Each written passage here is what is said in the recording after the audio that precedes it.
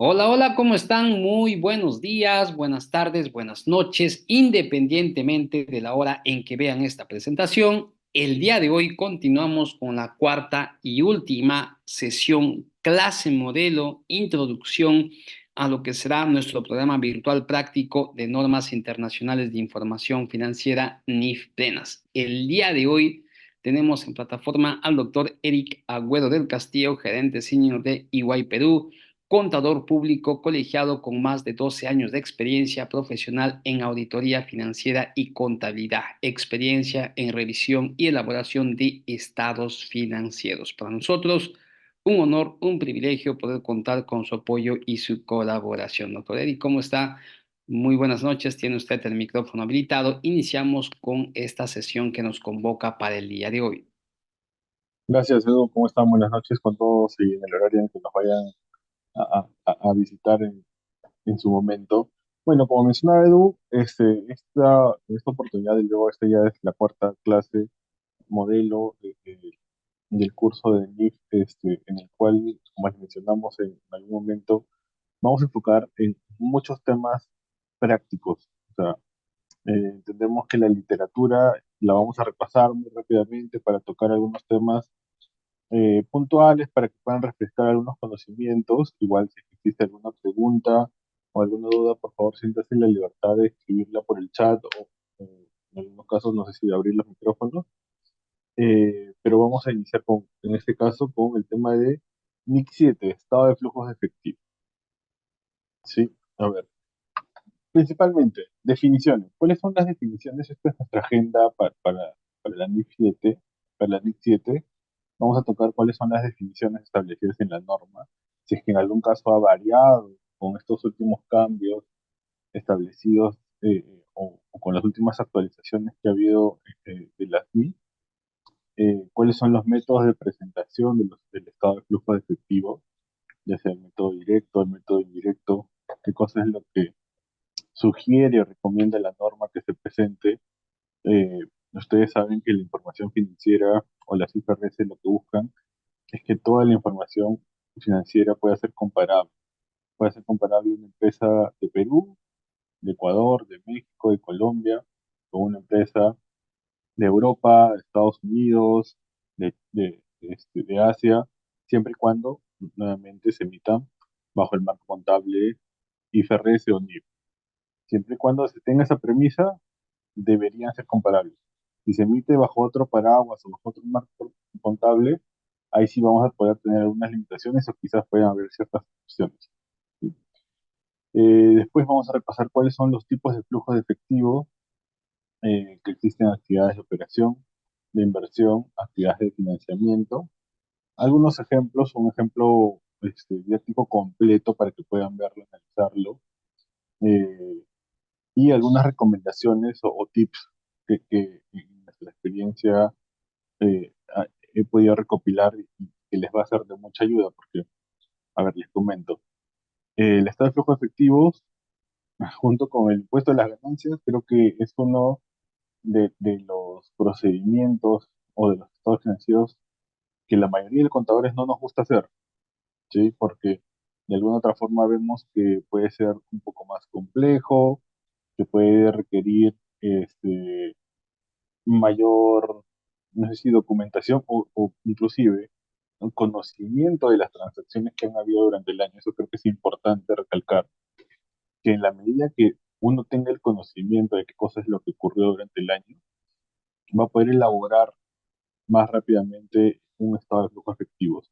Sobre todo porque como su nombre lo menciona, el estado de flujos efectivos lo que busca es reflejar cómo es que se ha generado la caja, o cómo se generó la caja, cómo se generó el movimiento de caja y cómo se terminó a, a un, a un cierre determinado.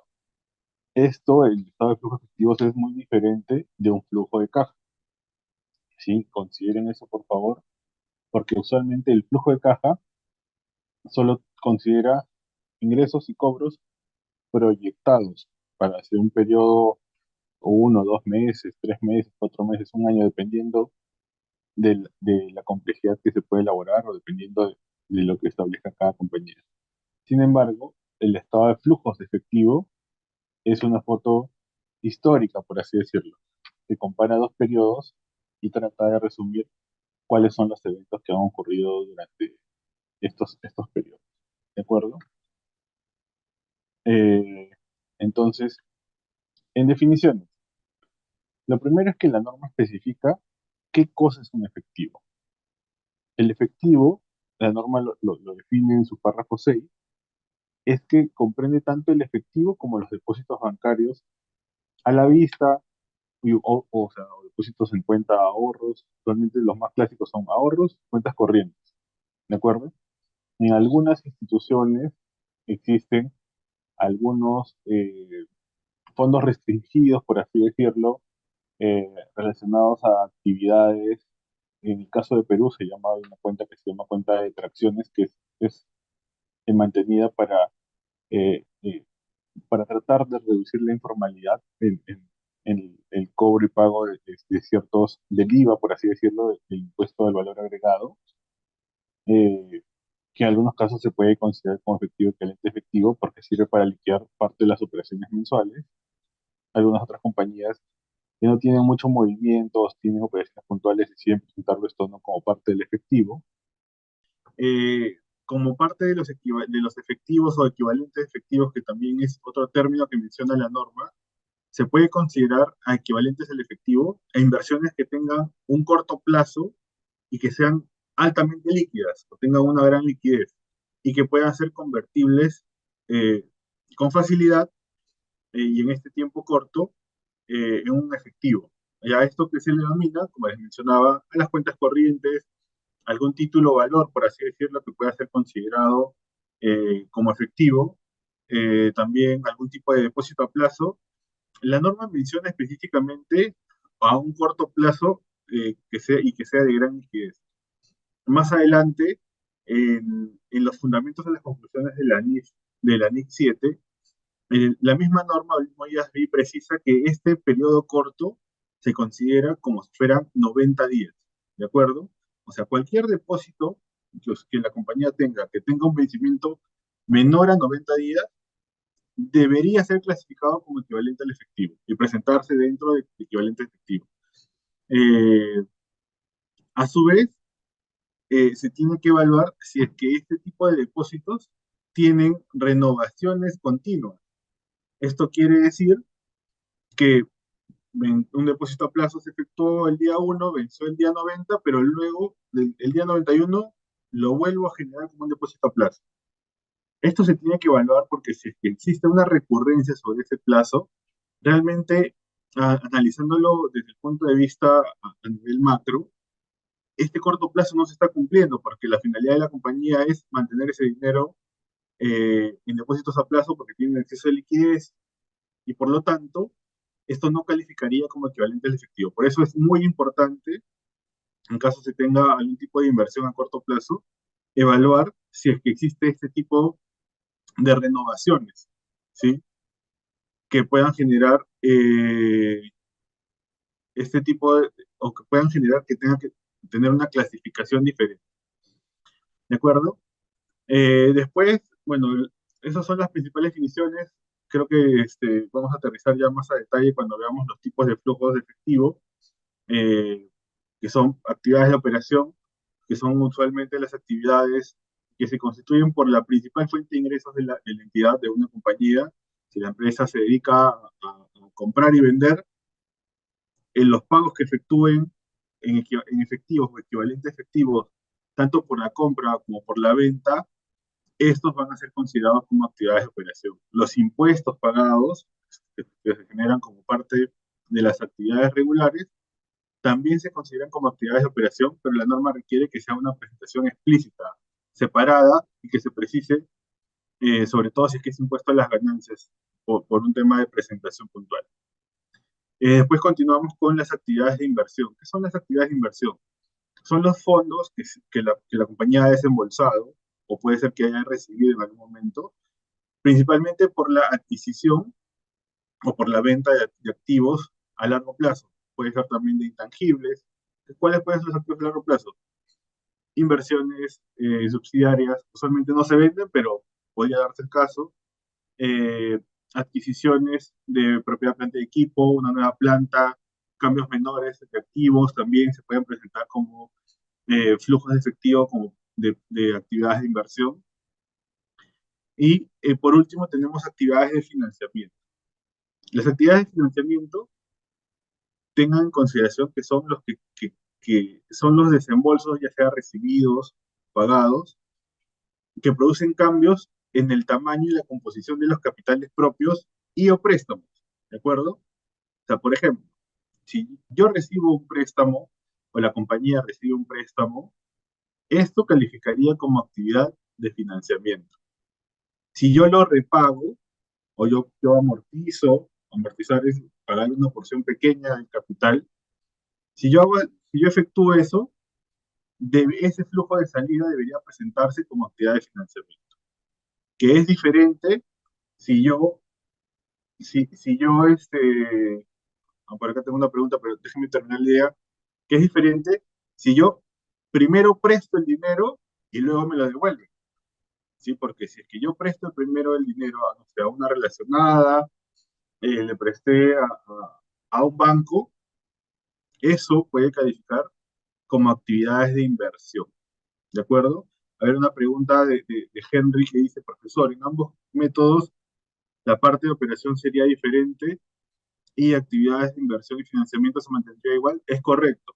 La principal diferencia, ya la vamos a ver en el ejemplo que tenemos más adelante, es que cambia la presentación de los ingresos del efectivo producto de las actividades de operación, ¿sí? Como les mencionaba, la norma sugiere o recomienda, por así decirlo, que el flujo efectivo se presente de conformidad con el método directo, ¿sí? En el directo, la compañía parte o recoge cuáles son las cantidades de efectivo y equivalentes de efectivo que han sido cobradas y pagadas y las agrupa entre sus principales actividades, ¿no? Clientes, proveedores, después trabajadores y, de ser el caso, y si es requerido, se puede agregar líneas específicas, por ejemplo, recuperos de tributos por algún tema de algún beneficio fiscal, eh, pago de tributos, otros pagos que no sean recurrentes. Recuerden que la norma en la NIF nunca se habla de gastos extraordinarios. No hablemos no, acostumbrémonos a hablar sobre términos no recurrentes. Supongamos que un año tuve una multa, esa multa puedo clasificarla como otros pagos, por así decirlo, ¿no? Dependiendo de la política contable que haya ejecutado la compañía dentro de actividades de operación. ¿Y cuál es el método indirecto? En el método indirecto se parte, o lo que se busca hacer, es una conciliación entre el resultado obtenido del año, adicionando y deduciendo partidas que no han generado, que no han generado flujo efectivo, como son principalmente estimaciones. ¿Qué tipo de estimaciones? Estimación de cobranza dudosa, recuperos, recuperos de cobranza dudosa, deterioros de inventario, la depreciación y amortización del año, el impuesto a la renta diferido determinado durante el año, también son partidas que se reconocen en el estado de resultados y que no generan un flujo efectivo, que no tienen un cambio. Es por eso les mencionaba al inicio que es importante eh, conocer cuáles han sido las actividades que la compañía ha desarrollado o que han ocurrido durante un periodo para que estas clasificaciones sobre las partidas que no han generado un flujo puedan ser mapeadas, identificadas y presentadas específicamente dentro del método indirecto. ¿De acuerdo? Eh, Solo para que tomen nota, como les mencionaba, el párrafo 19 de la NIC 7 es el que establece específicamente que aconseja que se presente eh, el método directo, que es el que parte o que recopila tanto las actividades de cobranza a clientes como pago a proveedores, ¿sí? En el caso de ejemplos, vamos a continuar con los ejemplos y las recomendaciones, como les decía, se las voy a ir dando a medida que vayamos desarrollando el caso práctico, ¿sí? A ver, denme un segundo. Ok, entonces nos habíamos quedado en a una consulta que justo nos había escrito Henry. Henry nos preguntaba es si una salida de pagos de dividendos a accionistas, recordemos, pagos es una salida, ¿qué tipo de actividad sería? A ver, como les mencionaba, la norma establece que cuando existe una disminución, eh, y déjenme busco el término exacto que precisa la norma, para que podamos hablar en temas técnicos específicos, para que todos podamos, para que ustedes puedan salir ya con bastante conocimiento técnico, que eso es el diferencial que siempre nos debe caracterizar, hablar con propiedad siempre sobre términos contables. Esto calificaría como una actividad de financiamiento. ¿Por qué? Porque el financiamiento o el desembolso, un pago de a un accionista mediante distribución de dividendos, produce un cambio en el tamaño de la composición del capital, propio o de préstamo. ¿Qué cosa está haciendo en una distribución de dividendos? Está haciendo que se reduzca el patrimonio acumulado de la compañía, ¿cierto? Entonces, un, si es que se reduce el patrimonio de la compañía, es porque inicialmente los accionistas pusieron su dinero, ¿de acuerdo? Y si pusieron su dinero, ellos están recibiendo el rendimiento del dinero que pusieron en el momento inicial, en el momento de la constitución de una empresa, y al retirarlo está reduciendo la composición del capital. Como es el capital propio de la compañía, esto calificaría como una actividad de financiamiento. Es diferente, y hay una precisión que menciona la norma, cuando tú recibes, cuando tú recibes dividendos de tus subsidiarias, ¿sí? Eso, tratemos de no confundirnos o conocer bien cuál es la operación que estamos describiendo, ¿sí? Porque si es que es un pago de una distribución de dividendos, es una actividad de financiamiento. ¿Por qué? Como les mencionaba, en el momento uno, te dieron dinero para hacer el capital, tuviste caja contra patrimonio, y luego de años de operaciones, lo estás devolviendo, eso calificaría como financiamiento.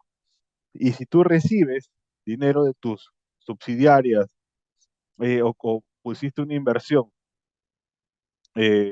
o también podría, pues, mira, o sea, dependiendo del caso, si tú pusiste una inversión, en la norma, y tienes una subsidiaria en la cual tienes control y te dan dividendos, la norma te dice, oye, tú eso puedes presentarlo ya sea como actividades de operación o de inversión, ¿ya? Por eso, de operación o de inversión. Por eso creo que la precisión de Dora que menciona que podrían calificarse como actividades de operación, ¿sí? Vamos a retomar el caso para poder ir avanzando y que no nos gane el tiempo. Ustedes usualmente, que siempre es lo que tienen, lo que les mencionaba, el estado de flujo efectivo siempre se parte de información histórica. Tenemos números cerrados, aquí al 23, del 22, en forma comparativa hay una clasificación por partidas, y se presentan tanto activo como pasivo, y el patrimonio del año, ¿no? Y también se cuenta o se tiene el estado de resultados del año del 2023 junto comparativo con el 22, que usualmente es lo como se presenta. Tenemos una utilidad bruta, algunos gastos, aquí tenemos una excelente revelación, vamos a ver cómo se presenta todo este movimiento, y tenemos el estado de cambios en el patrimonio aquí, en el que se revela que durante el año ha habido, ¿qué cosa? Un aporte de capital, ¿sí? También ha habido pago de dividendos, que es por ejemplo, lo que mencionaba Henry, la utilidad neta del periodo, que es la que estamos mostrando aquí para que ustedes puedan ver, son los mismos. Aquí está la utilidad neta del periodo con la que se presenta el estado de resultados, y la revaluación del activo fijo, que son esto del excedente de relación de los 2000. ¿De acuerdo? Entonces, con todos estos temas y con todas estas premisas, vamos a proceder a hacer la hoja de trabajo del estado de flujo efectivo. ¿Qué tenemos que hacer primero? Primero tenemos que completar las cifras del estado de situación de forma comparativa, como les mencionaba, ya que esta es una agrupación. ¿Y qué cosa hacer? Hacer las variaciones. Las variaciones, ¿qué cambió del año anterior contra el año corriente? ¿De acuerdo? Y acá haces una clasificación, primero, del estado de situación financiera, que es toda esta parte de aquí, una variación de los resultados, ¿sí? Segundo, ¿qué cosas se tiene que hacer? Se tiene que eliminar, por así decirlo, cuál ha sido el resultado del periodo. ¿Por qué? Porque el resultado del periodo se ha reflejado ¿dónde? En los resultados acumulados, ¿de acuerdo? Después, bueno, se tiene que completar las cifras del estado de resultados, que son los que hemos mencionado acá, y me van a preguntar, oye, Eric, ¿y por qué acá está dice negativo? ¿Por qué si nuestro estado de situación lo presentamos así, de esta forma, con todos los números positivos, y el estado de resultados lo presentamos así igual, nuevamente, con números positivos? ¿Por qué para fines de la hoja de trabajo se tienen que presentar los activos o en caso de ser la depreciación o los deterioros como negativos? Ah, recuerden cuál es la naturaleza contable de cada una de las cuentas. Activo, deudor, pasivo y patrimonio, acreedor, ¿de acuerdo? Con saldo negativo. Y en el caso del estado de resultados, también, ¿cómo reconocen los ingresos? Los ingresos, ¿qué tipo de saldos tienen? ¿Tienen saldos deudores o acreedores? Tienen saldos acreedores, ¿correcto? Y los gastos, oye, pero los gastos se están restando. Sí, pero los gastos tienen una naturaleza deudora, ¿de acuerdo? Entonces, de tal forma, ¿y cuál es la comprobación que tienen que hacer y que les sirve?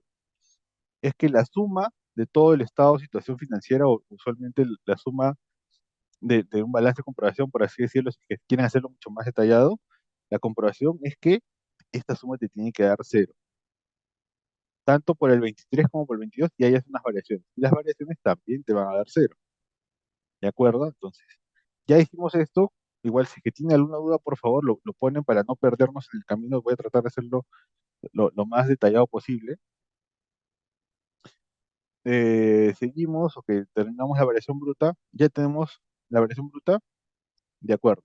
Y aquí vienen los pasos 6 y 7, que son eliminaciones. Primero es identificar cuáles son las actividades que han habido durante el año que no han generado flujo, eh, o que no han generado incremento o disminución del efectivo, y luego procedemos a hacer las eliminaciones respectivas. Por eso, importante, lo que había mencionado, que es conocer cuáles han sido las transacciones que han ocurrido durante el año, ¿sí?